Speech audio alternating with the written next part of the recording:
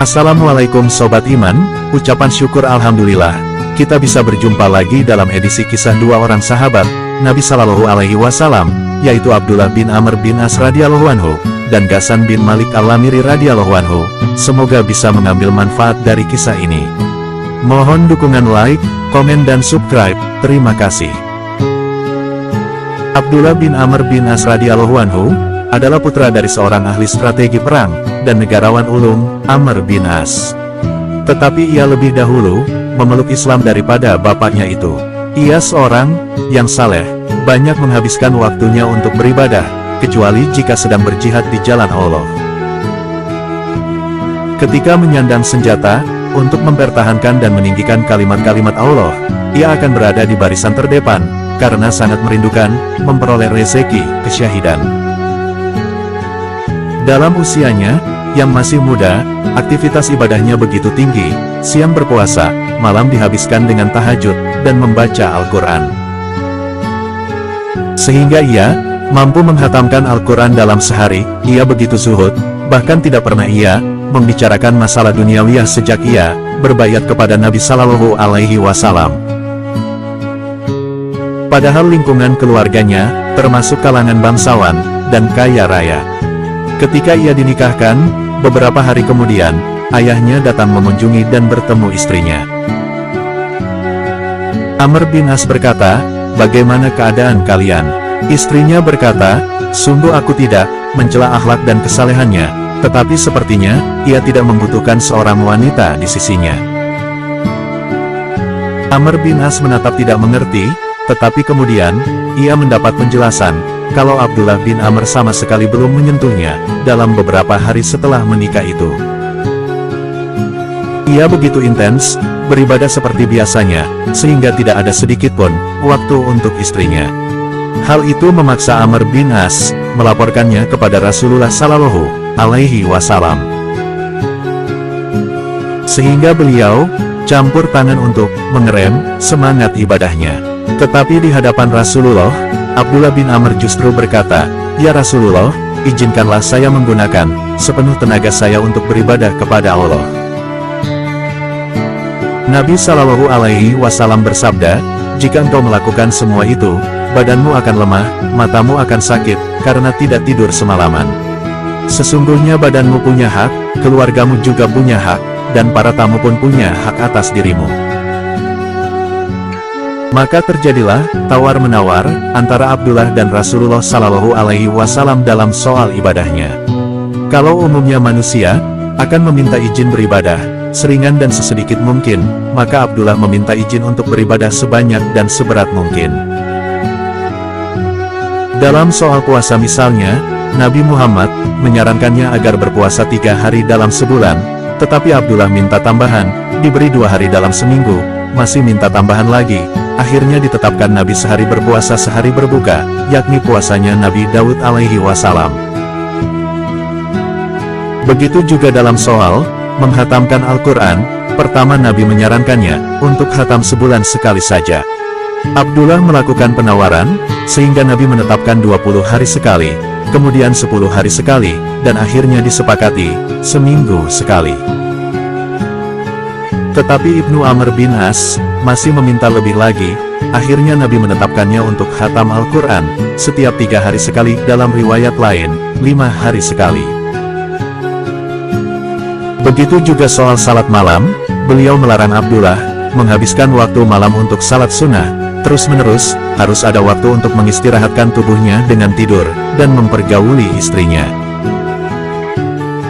Walau telah dinasehati langsung oleh Nabi, semangatnya untuk beribadah tidak segera mengendor begitu saja, tetapi ia tidak melalaikan kewajiban dan hak-hak keluarga, badan, tamu, dan lain-lainnya. Ibadahnya dengan intensitas tinggi masih saja berlangsung, tanpa bisa dihalangi lagi. Melihat keadaannya itu, Nabi Shallallahu Alaihi Wasallam akhirnya bersabda, "Sesungguhnya engkau tidak tahu, bisa jadi Allah akan memanjangkan umurmu." Benarlah apa yang disabdakan Nabi, ia mencapai usia tua, tubuhnya mulai lemah, dan tulangnya seakan tak mampu menyangga tubuhnya dalam waktu lama. Ia susah payah menetapi amal istiqomah yang telah dijanjikannya kepada Nabi di masa mudanya. Ia jadi menyesal, mengapa tidak menerima nasihat beliau saat mudanya itu. Ia seringkali berkata, "Aduhai malangnya nasibku, mengapa tidak aku ikuti keringanan yang diberikan Rasulullah Shallallahu Alaihi Wasallam?" Abdullah bin Amr mempunyai kebiasaan mencatat apapun yang disabdakan Nabi dalam sebuah catatan yang disebut sadikah. Hal ini dimaksudkan agar ia mudah menghafalkannya.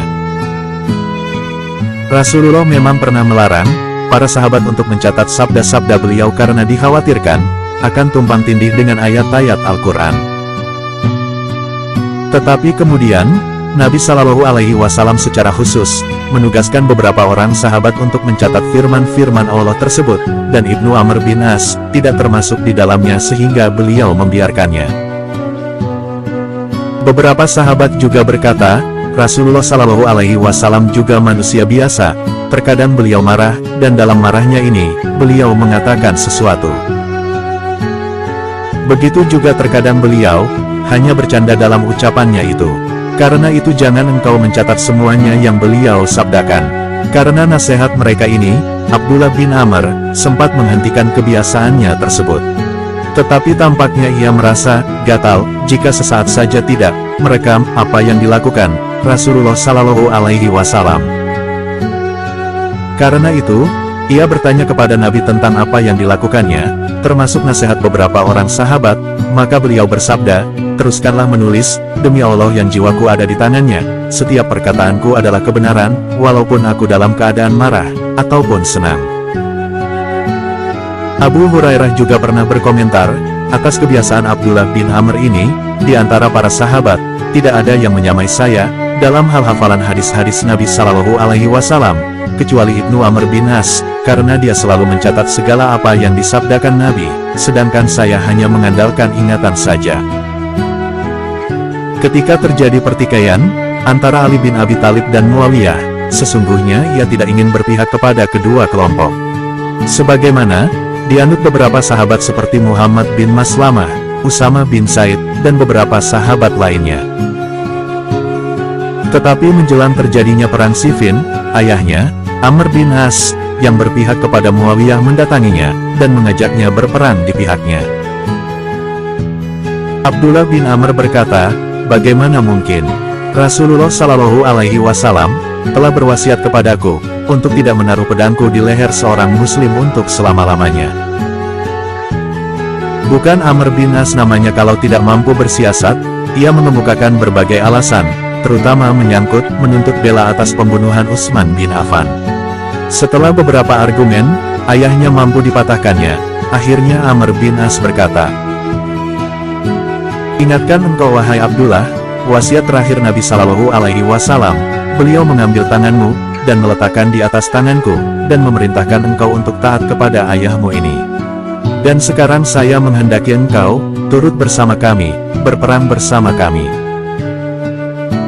Mendengar argumen ini, Abdullah bin Amr dilanda kebimbangan yang amat sangat. Jauh di dalam hatinya, kebenaran yang sangat diyakininya, ia tidak ingin terlibat dalam pertikaian itu. Tetapi ia seakan tidak punya kekuatan menolak, ketika diingatkan akan pesan Nabi, dan janjinya untuk melaksanakannya. Akhirnya ia mengikuti pertempuran tersebut, dengan setengah hati, dan berada di pihak Muawiyah. Ia mengetahui bahwa Ammar bin Yasir berperan di pihak Ali, dan masih jelas terngiang nubuat Nabi Shallallahu Alaihi Wasallam tentang kematian Ammar bin Yasir di tangan para pendurhaka. Ia hadir juga dalam penggalian parit Khandaq ketika Nabi Shallallahu Alaihi Wasallam menyabdakan hal itu. Sebagian riwayat menyebutkan, ia tidak pernah mengangkat senjatanya, walaupun ia berada di antara personel pasukan Muawiyah. Tetapi begitu ia mendengar kabar bahwa Ammar bin Yasir telah terbunuh, ia langsung berteriak keras, "Apa? Ammar telah terbunuh, dan kalian pembunuhnya. Kalau demikian kalianlah kaum pendurhaka itu, kalian berperang di jalan yang salah." Abdullah bin Amr berjalan berkeliling, sambil meneriakkan kata-kata tersebut, sehingga melemahkan semangat pasukan Muawiyah. Ketika hal itu dilaporkan kepada Muawiyah, ia memanggil Amr bin As dan anaknya tersebut, dan berkata kepada Amr bin As, "Kenapa tidak engkau bungkam anakmu yang gila ini?" Amr bin As hanya diam, tetapi justru Abdullah berkata, dengan tegas tanpa ketakutan sedikitpun, "Aku tidak gila, tetapi aku telah mendengar Nabi Shallallahu Alaihi Wasallam bersabda kepada Amr, bahwa ia akan dibunuh oleh kaum yang durhaka atau aniaya. Kalau begitu, kenapa engkau ikut bersama kami?" Tanya Muawiyah. "Tidak," kata Abdullah bin Amr, "aku hanya mengikuti wasiat Nabi, untuk taat kepada ayahku, dan aku telah menaatinya dengan pergi ke sini, tetapi aku tidak pernah ikut berperang bersamamu." Di tengah pembicaraan tersebut, pengawal Muawiyah mengabarkan, kalau pembunuh Amr ingin menghadap masuk. Abdullah bin Amr langsung berkata, "Suruhlah dia masuk, dan sampaikan kabar gembira kepadanya, dia akan menjadi umpan api neraka." Muawiyah menjadi murka mendengar perkataannya tersebut, tetapi Abdullah bin Amr tetap bertahan dengan perkataannya tersebut. Amr mengatakan dengan tidak takut sama sekali kepada Muawiyah, dia mengabarkan bahwa pembunuh Ammar bin Yasir adalah kaum yang durhaka dan berperang di jalan yang salah. Begitulah Nabi Shallallahu Alaihi Wasallam mengabarkan bertahun-tahun sebelumnya, dan ia meyakini akan kebenarannya. Ia berpaling kepada ayahnya dan berkata, "Kalau tidaklah Rasulullah menyuruh saya menaati ayah, saya tidak akan pernah menyertai perjalanan ayah ke sini, dan kini saya telah memenuhi wasiat beliau." Setelah itu, Abdullah bin Amr kembali ke Madinah, dan mengurung diri di musala rumahnya. Ia tidak habis-habisnya menyesali keterlibatannya di perang Siffin, dan berada di pihak Muawiyah. Ia selalu menangis dan mengeluh, "Wahai, apa perlunya aku ke Siffin, apa perlunya aku memerangi kaum muslimin?" Suatu hari, ia duduk di masjid bersama beberapa orang sahabat, lewatlah Husain bin Ali. Setelah menyampaikan salam, ia berlalu masuk ke masjid tanpa memperdulikan kumpulan sahabat. Abdullah bin Amr berkata, "Tahukah kalian penduduk bumi yang paling dicintai penduduk langit? Dialah Husain bin Ali yang baru saja berlalu di hadapan kita.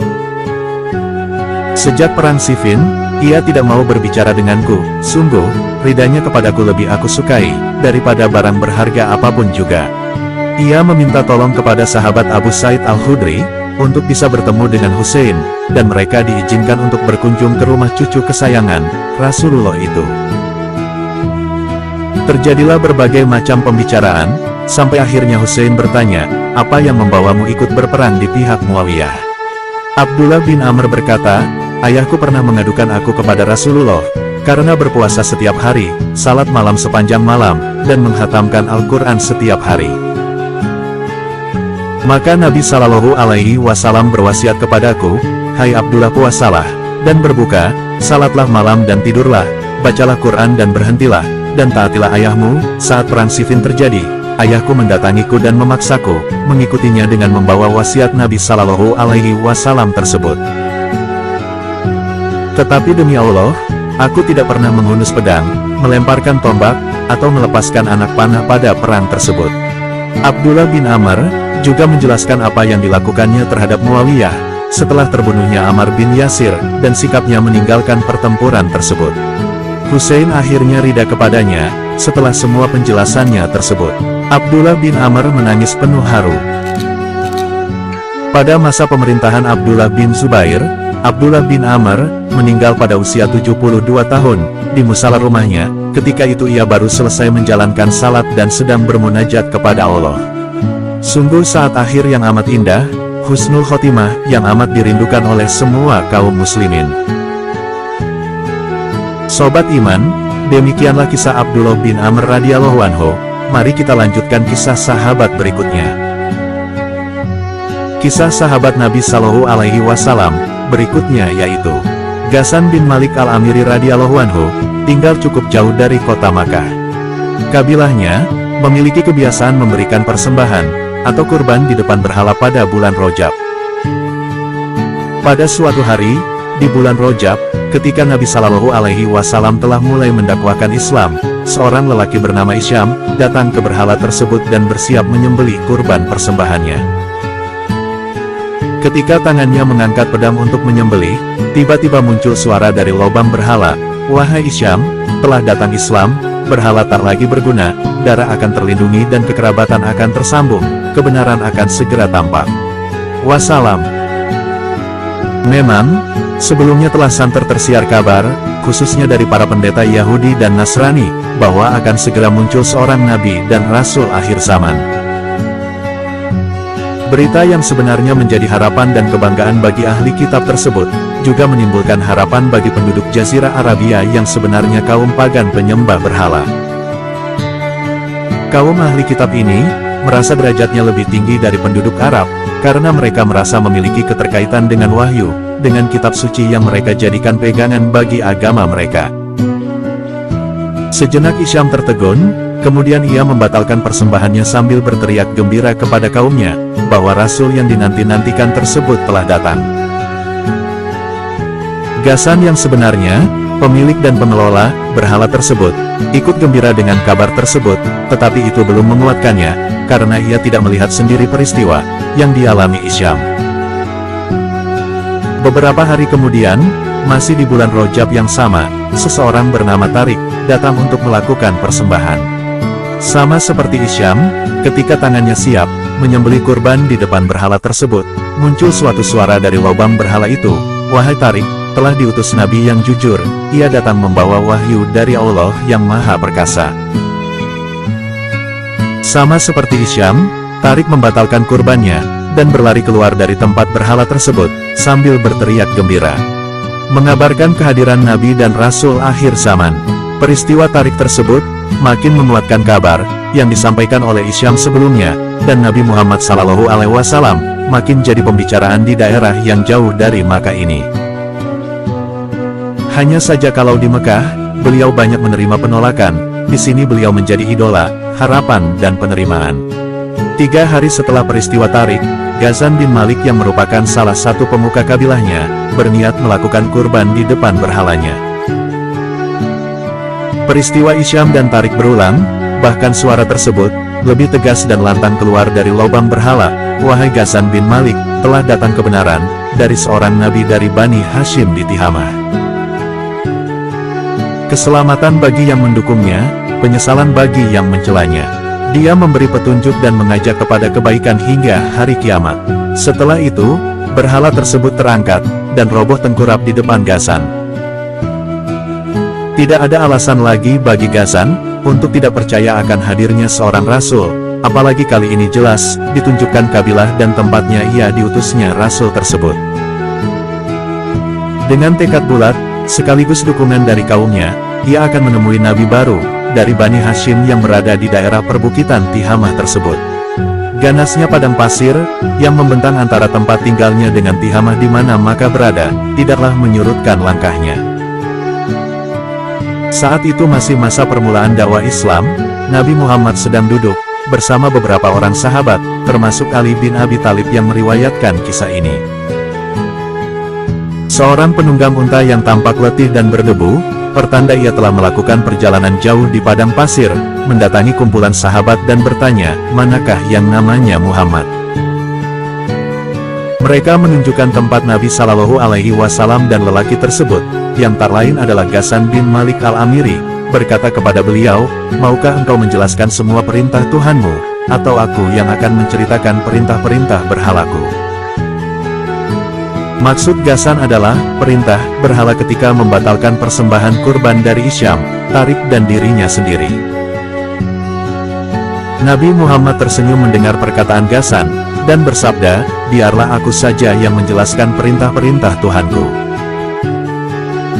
Mulailah Nabi SAW menjelaskan panjang lebar risalah Islam yang beliau emban untuk seluruh umat manusia. Setelah cukup lama mendengarkan dengan hikmat penjelasan beliau, ia berkata, "Saya adalah Ghassan bin Malik al-Amiri. Saya mempunyai berhala, setiap bulan Rajab saya dan kaum Ghassan menceritakan dengan terperinci peristiwa yang terjadi dengan berhalanya. Akhir-akhir ini, pengalaman Hisyam, Tarik atau juga pengalamannya sendiri, sehingga berhala itu roboh dengan sendirinya." Setelah Ghassan selesai menceritakan kisahnya, Nabi Muhammad bertakbir, para sahabat ikut bertakbir pula. Ghassan mengucap syahadat untuk memeluk Islam, kemudian ia meminta izin Nabi SAW untuk melantunkan syair, dan beliau mengizinkannya. Ghassan melantunkan syairnya, "Ku pacu langkah untuk sebuah pencarian, dengan gundah gulana, di dalam negeri yang berpasir, hanya untuk mendukung manusia pemimpin. Kuikat sebuah tali, talimu dalam taliku. Aku ikrarkan, Allah Tuhan yang Maha Benar, yang Esa, inilah agamaku, terompahku bersama langkahmu. Masya Allah, Sobat Iman, hikmah dari dua sahabat Nabi Shallallahu Alaihi Wasallam tersebut di atas adalah 1. Begitu semangatnya Ibnu Amr radhiyallahu anhu dalam melaksanakan ibadah, sehingga dia mengambil porsi ibadah yang sangat berat karena semangat masa mudanya. Tetapi di masa tuanya dia menyesal, karena tidak mengambil keringanan yang ditawarkan oleh Nabi Shallallahu Alaihi Wasallam kepada dirinya. Kedua, kebenaran ramalan atau pandangan tembus Nabi Shallallahu Alaihi Wasallam tentang syahidnya sahabat Ammar bin Yasir di tangan orang-orang durhaka. Ketiga, saat orang-orang kafir Mekah memusuhi dan mencegah Islam berkembang di Mekah, maka Allah Subhanahu wa Ta'ala memberi petunjuk Ghassan bin Malik al-Lamiri dan juga kaumnya melalui sebuah keajaiban, di mana berhala sembahan mereka mengeluarkan suara, mengabarkan bahwa telah datang Nabi akhir zaman di Tihamah, yaitu Mekah al-Mukarramah. Hal itu terjadi karena Allah itu Al-Hadi, yang Maha memberi petunjuk. Demikian Sobat Iman, semoga jadi amal jariah, dan kita selalu diberi hidayah Allah Subhanahu wa Ta'ala. Mohon maaf bila ada kesalahan. Terima kasih. Wassalamualaikum.